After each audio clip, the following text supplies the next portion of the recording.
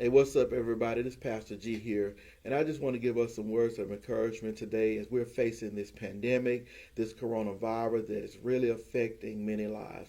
The one thing I want us to be encouraged in is our God has not and will not and shall not fail. He is going to show himself faithful, and he already has. The one thing we need to know is that there is still a word that God is speaking to the church at this time.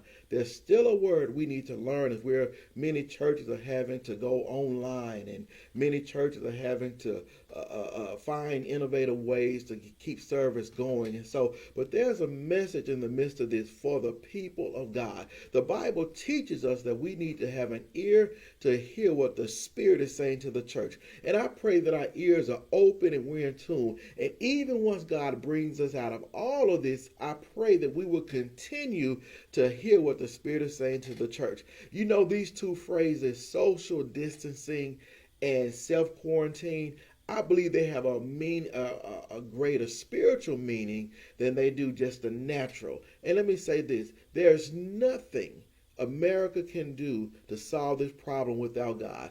We need the hand of God in the midst of this. But going back to what I want to share with you is this. With those two phrases, social distancing and self-quarantine, those are the things we need to do at this time concerning the world. Notice something. God has even given us a clear path to get to that point. He shut down all of our idols, all of the gods, all of our pleasures. He shut them down. We can't even go out and enjoy a restaurant at this time because of this. We can't go to a movie. We can't watch LeBron James. We can't watch any sports. We can't even enjoy them even anticipating the playoffs of the NBA because everything is shut down. So God has cleared a path for us to teach us we should so spiritually distance ourselves from so much pleasure that is causing our hearts to draw away from God, and things that are contaminating our hearts and causing our hearts to become corrupted. Let's not deny this. Let's not pretend this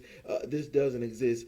I know we're saying we want to pretend sometimes that we're not at that point, but there's no doubt with all of the things shutting down, God is speaking to his people that we need to continue to do a self-quarantine from the world and away from the world. We need to distance ourselves from all the pleasures of this world because many of them are causing us to lose a heart for God. So you might say, well, that sounds more discouraging than encouraging. No, it doesn't, because the Bible tells us that whom the Lord loveth, he chasteneth. God wants us to be holy. He wants us to draw near to him that he can draw near to us. He wants us to be like the deer that panteth over the water brook, and where our souls long after him. Matthew 5 tells us, blessed are they which do hunger and thirst after righteousness, for they shall be filled. So there is a powerful message in the midst of this if we would hear what the Spirit of God is saying to the church.